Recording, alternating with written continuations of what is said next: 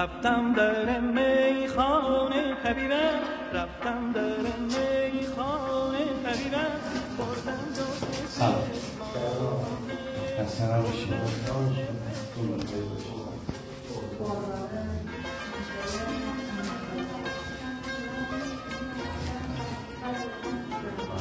شهر بافی خدا باید بود چه تصمیم در نکنه.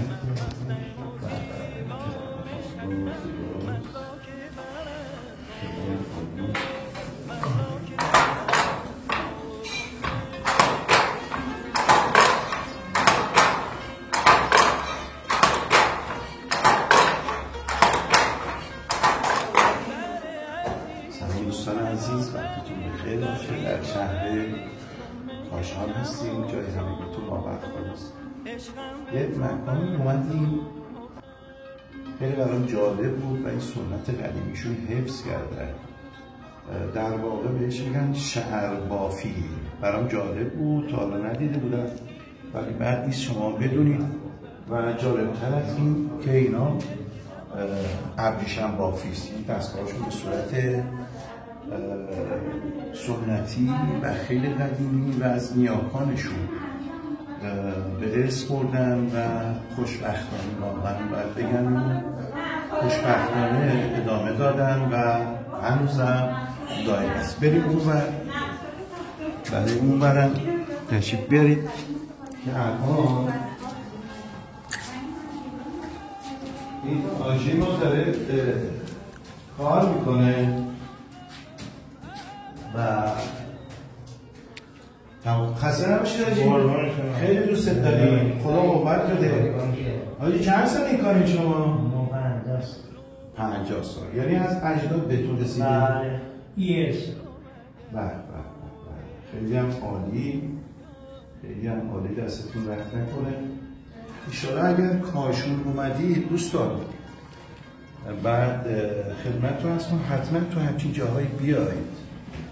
سنت ها و چیزهای تاریخیمون ارزشمند هستن، باید زنده نگرشون داشته باشید. امیدوارم شما قسمتتون بشه و تشریف بیارید.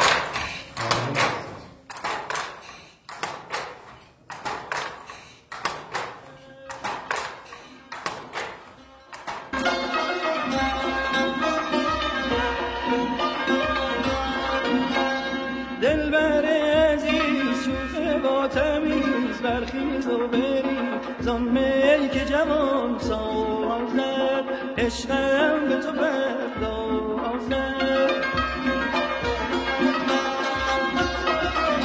یک چیزی که منو واقعا جلب توجه کرد نخهایی بود که با دست رنگ میکنم و هنوزم انجام میدم. به اصطلاح این نخهایی که میبینید و به اینا میگن پاتیلای رنگرزی. حالا اون قدیمی شده دیگه، اینا خیلی قدیمی هم و به صورت دکور و نمادینه. اینها رو ظروف مسی هستن که هنوزم که هنوزه دارن انجام میدن و این واقعا باعث خرسندیه که هنوزم سنتمون ایرانی ها پابرجاست و خیلی هم دوستان عزیزان هموطن اینا رو زنده نگه داشتن. واقعا من از صمیم قلبم اول براشون آرزوی موفقیت میکنم و تشکر ویژه میکنم ازشون. امیدوارم که شما قسمتتون بشه و بیاید حتما ببینید، خیلی جالبه، یه جوری حال دل آدم خوب میکنه. خیلی ممنونم، زنده باشید.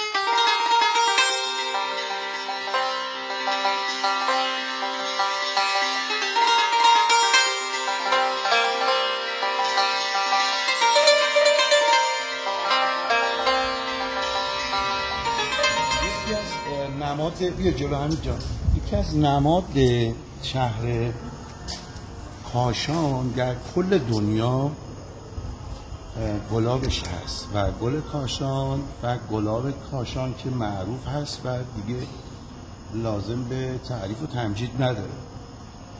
تو همین فضایی که اومدم به یکی از این دیگای گلابگیری شد، چشم بهش خورد و جالب بود که خوشبختانه دیگه‌ش هم روشنه.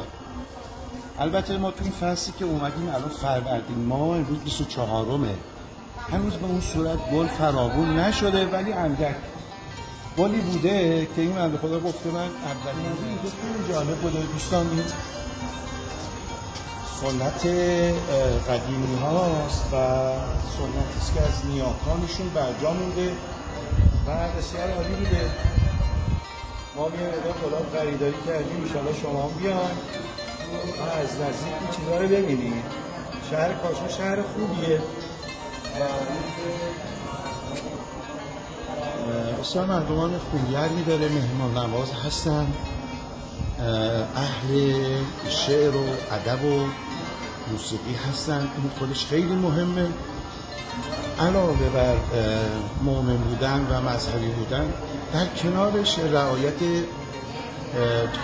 تاریخچه ما، نیاکان ما و کسایی که مثل این ساختمان ها رو برجا گذاشتن، اینا حفظ کردن، خودش خیلی گزینه مهمیه. به نظر من یکی از سفرهای که در آینده انشالله در نظر داریم شهر کاشان باشه. آب و هوای بسیار خوبی داره، ما که لذت میبریم. انشالله شما هم تشریف بیارید لذت ببرید.